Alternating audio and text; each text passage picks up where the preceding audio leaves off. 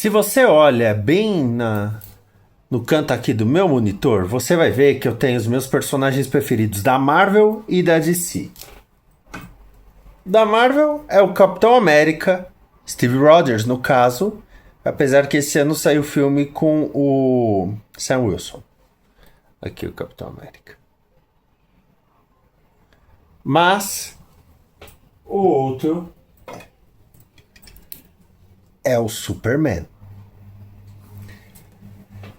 E aí, qual não é minha alegria de que no mesmo mês Superman e Quarteto Fantástico tem filme saindo e eu tenho algumas coisas para falar sobre esse mês super fantástico. Vai, vinheta.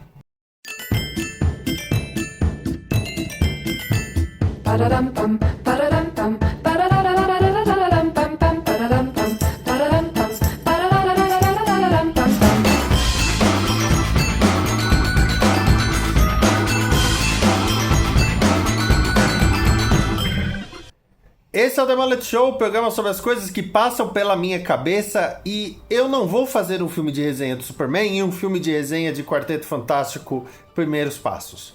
Eu vou fazer um vídeo falando dos dois. Afinal, se nós tivemos o Super Fantástico é porque, olha, realmente os dois filmes superaram as minhas expectativas.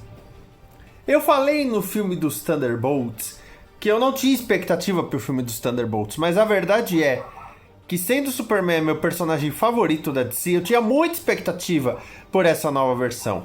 E eu digo quase a mesma coisa sobre o Quarteto Fantástico, que eu gosto muito nos quadrinhos. Então vamos lá. Falando primeiramente dos protagonistas. No caso do Superman, o David Corenswet manda muito, muito bem. Aliás, ele tem uma variação de Superman, ele não emula o Christopher Reeve, ele não emula outros que vieram antes, mas ele tem o seu próprio jeito atrapalhado de Clark Kent, ele tem a sua própria postura de Superman, uma postura altiva, uma postura poderosa, que é muito interessante. Agora, no caso de Quarteto Fantástico, é mais complicado porque nós estamos falando de 4 protagonistas, mas eu acho que os 4 estão indo muito bem. Você tem o Pedro Pascal fazendo um Reed Richards meio bobão, inteligente ao mesmo tempo. Você tem os que fazem o Coisa e o Tocha Humana, que eu não lembro o nome agora. Mas a protagonista do filme é Vanessa Kirby fazendo a Susan Storm. É interessante que ela é casada com o Reed Richards no filme, mas ela não é Susan Richards, é Susan Storm. Então, nesse sentido, eu posso até falar de todos eles, todos estão bem, não caíram em comparações com quartetos anteriores, mas a Vanessa Kirby é quem manda nessa história, até mesmo pela temática envolvendo o filho dela. Agora, o filme não se faz só com os protagonistas, se faz com o resto do elenco, e nisso Superman ganha, porque se utiliza muito do elenco adjuvante. Se a gente falar de outros heróis, nós temos, por exemplo, Guy Gardner, feito pelo Nathan Fillion, que está muito bem. A Moça Gavião da Isabelle Merced, eu fiquei meio, ok, ela dá uns ganhos de gavião. Até quando eu tava assistindo o filme, eu fiquei, esse é um ganho de gavião? Mas é claro que eu tenho que falar da Rachel Brosnahan fazendo a Lois Lane.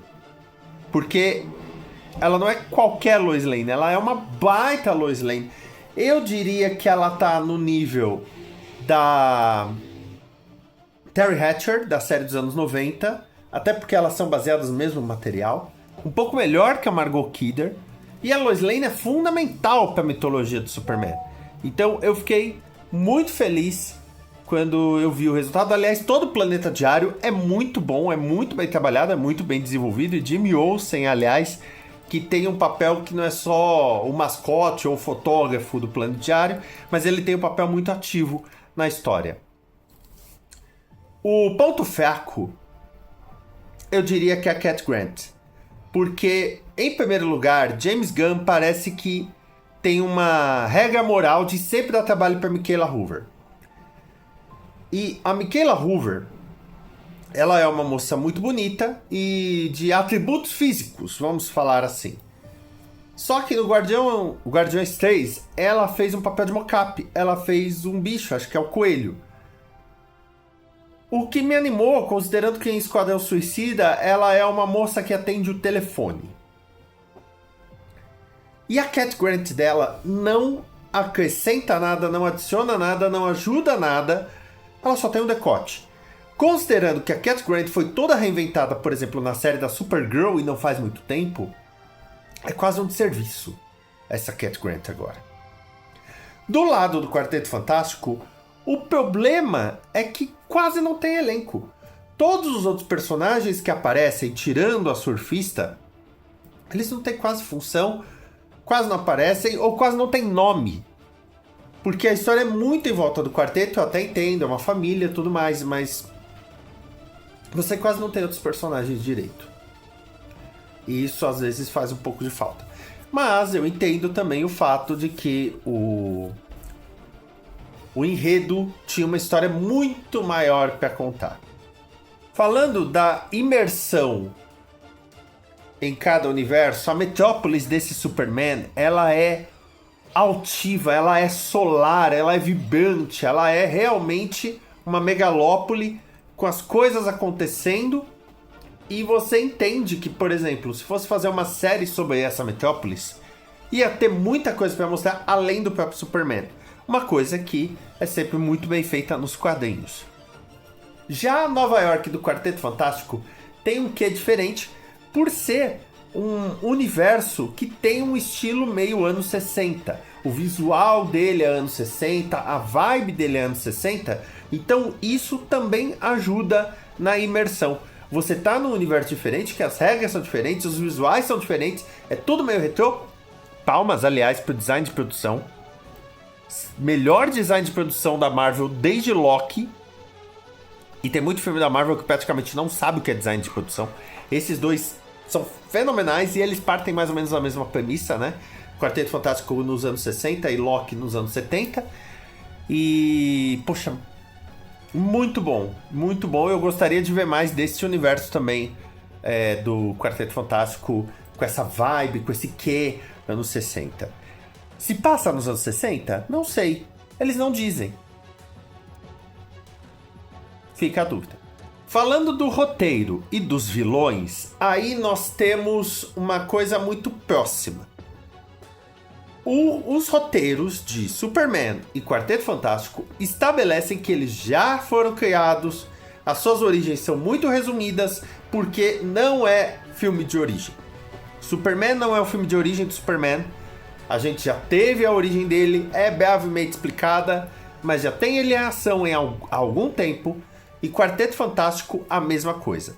A diferença é que em Superman ele está ativo há 3 anos, e no Quarteto Fantástico, 4 anos. Uma diferença mínima aí. Tanto que dá a entender que eles já têm alguns vilões que a gente não viu as aventuras. Talvez um dia veja, talvez não. Talvez não faça diferença, para falar bem a verdade. Então, esses dois roteiros já ganharam por isso. Não tem que explicar quem é Superman, quem é Lois Lane, quem é Lex Luthor. E no caso do Quarteto Fantástico, ok, eles são uma família, você casa com essa, é o irmão e tudo resolvido. E a partir daí, explorar as questões todas. O começo do filme do Quarteto Fantástico já explora uma nova questão, que é a gravidez da Mulher Invisível. E aí que o filme começa. E não é um spoiler, tá? Isso tá no trailer. Agora, sobre os vilões, do lado do Superman, ajuda que o vilão é o Lex Luthor, porque todo mundo sabe quem é Lex Luthor, e aí a história dele é muito mais esclarecida. Do outro lado, o fato do vilão ser o Galactus, alguém que o quarteto nunca conheceu, é legal, porque é um mistério. Quem é esse Galactus, esse devorador? Aliás, inicialmente o nome dele nem é falado Devorador de Mundos e depois o nome dele é Galactus. Então, é muito legal. É uma nova fase, tanto para o Superman quanto para o Quarteto Fantástico, mas a gente não precisa ver a origem de novo, tá? Porque o Superman já teve a origem contada umas 4 vezes no cinema e o Quarteto Fantástico pelo menos 3 vezes. Então, tá bom já, né? No que talha a música do Superman é muito boa. só que ela não usa o tema clássico do John Williams, usa uma reinterpretação dele na guitarra. E isso às vezes cansa, porque parece que esticaram o tema. E aí dá uma cansada. Você fala, tá bom, estoura, vamos lá, meu filho, tem mais o que fazer. O tema do Quarteto Fantástico é maravilhoso. Composto por Michael Giacchino, de outras coisas, Up e Lost, por exemplo. É um tema maravilhoso e que tem uma progressão de notas toda trabalhada na fala Fantastic Four. Tan, tan, tan, tan, que cria também aquela ideia do assombrado, do apocalíptico. Dan, dan, dan, dan, dan, dan, dan, dan, Fantastic Four. Muito legal. Né? É um tema que vibra, é um tema que tem vida. Coisa que estava faltando também. Aliás, falando disso, os dois universos, DC e Marvel, estavam precisando desse respiro. No caso da DC, tava precisando limpar a casa, começar de novo, porque o DCU do Zack Snyder não deu certo. E aí eles vão começar com uma coisa mais limpa, mais clara e mais solar, né? E colorida. Já do lado do quarteto, o universo Marvel tá meio cansado. Tem muitos filmes iguais, tem muitas histórias iguais. Você pode pegar Homem de Ferro, Homem-Formiga e Shang-Chi, que o filme é quase igual. Mas esse Quarteto Fantástico, não só por não ter explorado a origem do Quarteto Fantástico, mas por ter trabalhado um universo em que você não sabe o que vai acontecer, porque não é o universo dos outros heróis, já começa interessante. Aliás, pra quem assistiu o filme dos Thunderbolts, o final do filme dos Thunderbolts, a cena pós-créditos, dava a entender alguma coisa e eles nos enganaram. Ainda bem. Aliás, uma coisa muito boa, os dois trailers enganam a gente porque eles não mostram nem metade do filme. Tô feliz com isso. Dito isso, eu como fã de Superman estou muito feliz pelo Superman ter um filme bom, ter um filme que você se diverte e ter um filme que representa o que é verdadeiramente o Superman. E por outro lado, o Quarteto Fantástico teve um filme finalmente digno para chamar de seu. Para ter uma ideia, na sala de cinema, quando o filme acabou, um cara foi passar por mim, ele nunca tinha me visto na vida, ele só falou assim: finalmente acertaram no quarteto. E é verdade. Agora, quando você analisa os filmes anteriores do Superman e do Quarteto Fantástico, acho que a comemoração é ainda um pouco maior. Obrigado por assistir esse vídeo. Deixe o seu comentário e também aquele like. Assine o canal para saber o que estamos fazendo e temos a nossa comunidade também no Discord. Se você achar que merecemos, ajude através do Pix. Aqui tem outros vídeos para você continuar acompanhando. Até mais, amor e paz.